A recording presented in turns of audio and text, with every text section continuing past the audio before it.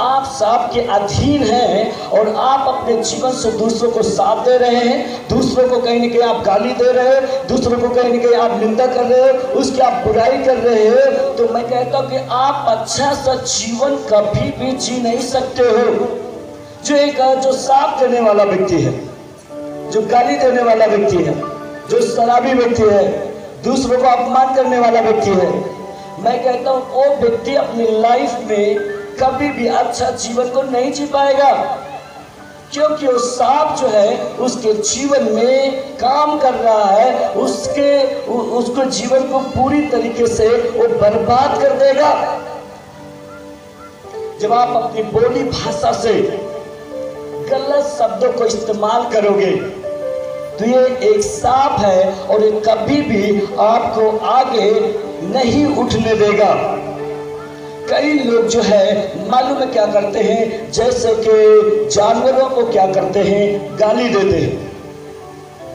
क्या करते हैं, कुत्ता आ गया दरवाजे पे, गाली दिया। कई लोग जानवर आ गया, उसको गाली दिया। एक क्या है, एक सांप दिख रहा है उस व्यक्ति के अंदर, उस व्यक्ति के अंदर से एक सांप निकल रहा है। ये एक सांप वाला व्यक्ति की एक ये पहचान होती है। और यहाँ तक कुछ ऐसे लोगों में भी दिखाई देता है, कुछ ऐसे पति पत्नी होते हैं और आपस में कुछ ऐसी बातें हो गई कि पति ने क्या किया, भारी थाली खाना भरा हुआ उसको गुस्से में फेंकता है। ये क्या है, एक सांप है, बड़े गुस्से में आता है। एक पति एक दरवाजे को लात मारता है। क्यों पत्नी पर शादीशुदा बहन लोग ऐसा, कितने को पति ऐसा करते हैं? हाथ उठाए थोड़ा, कई लोगों का। कितने लोग भाई लोग शादीशुदा दरवाजे में लात मारते हो? और यहाँ तक कि इस हद तक पहुंच जाते जाके अब तो मिट्टी का नहीं लोहे का चूल्हा हो गया। मैं मिट्टी के चूल्हे पे बेचारी पत्नी परेशान, उसको मार के तोड़ देते हैं। ये एक क्या है, एक सांप है मेरे प्रिय। लेकिन यीशु मसीह इन सब से आजाद करना चाहता है। यीशु मसीह आपको आमीन। ऊंची आवाज के साथ हालेलुया।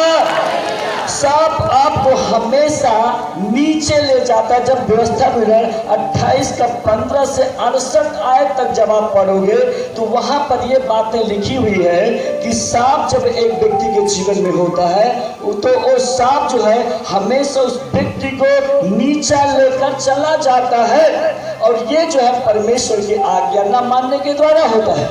और जब व्यवस्था विवरण उसका जब हम पढ़ते हैं 28 के 114 आयत तक, तो आशीष हमेशा आपको ऊपर ले जाती है आज्ञा मानने के द्वारा। परमेश्वर की आज्ञा को मानने के द्वारा वो आशीष से हमें ऊपर की ओर लेकर जाती है। आमीन। व्यवस्था विवरण उसका 30 का और 19 आयत मैं चाहता हूँ पढ़े सब लोग। मैं आज आकाश और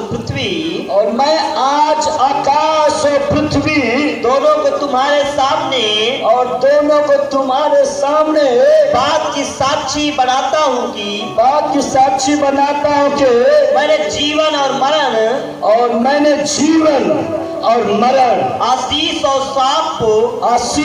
श्राप को तुम्हारे आगे रखा है। इसलिए तू जीवन ही को अपना ले। तू और तेरा वंश दोनों जीवित रहे। ताली बजाकर प्रभु को धन्यवाद करेंगे। यीशु मसीह की अध्याय सुनेगा। और यहाँ पे देखा कि अभी परमेश्वर क्या बोल रहा है कि जो है मृत्यु और जीवन आज मैं तुम्हारे सामने रखता हूँ। सांप और आशीष दोनों चीजों को तुम्हारे सामने रखता हूँ। परमेश्वर मनुष्य के सामने मृत्यु भी और जीवन भी रख दिया है, सांप भी और आशीष भी रख दिया है। अब जो है उसका चुनाव करना आपके हाथ में है। या आप आशीष को चुन लीजिए या सांप को चुन लीजिए। और यहाँ पे प्रभु के वचन अगर नीचे पढ़ेंगे तो कहता कि यदि तू जीवन को चुनेगा, आशीष को चुनेगा, तो तू और तेरा वंश बहुत दिन तक जीवित रहेगा। आमीन, हालेलुया, हालेलुया। और एक व्यक्ति जब मृत्यु को चुन लेता, सांप को जब चुन लेता है, वो बहुत दिन तक वो जीवित नहीं रह पाता है, वो उसका जीवन बहुत दिन तक अच्छा नहीं चल पाता है। अधर्म की कमाई से तो कमा लेता है, झूठ बोलकर कमा लेता है, धोखाधड़ी से कमा तो लेता है, लेकिन लंबे समय तक नहीं, क्योंकि वहां पे सांप है। आप उसको पूरी तरीके से आप इस्तेमाल नहीं कर पाओगे।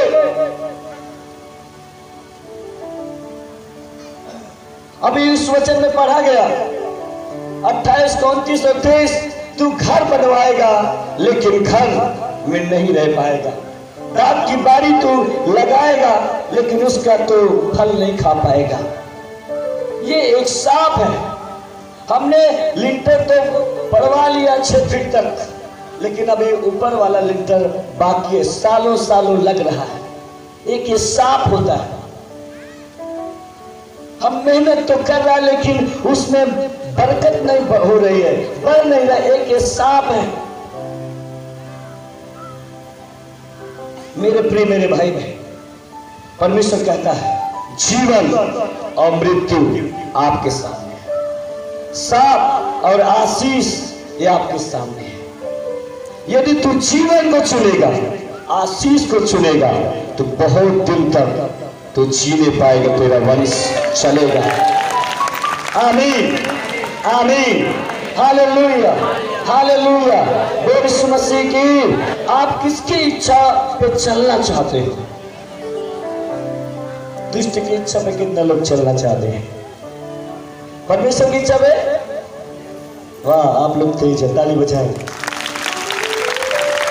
हालेलुया, बोल यीशु मसीह की, बोल यीशु मसीह की। अब यहाँ पे इस बात को देखेंगे, यदि आप परमेश्वर की इच्छा में चलना चाहते हैं तो परमेश्वर के जैसे आप जब काम करोगे तो परमेश्वर आपको बढ़ाएगा, आपके भविष्य को बनाएगा, आपके घर को बनाएगा, आपके बिजनेस को सही करेगा, आपके बच्चों को सही करेगा। ऊंची आवाज में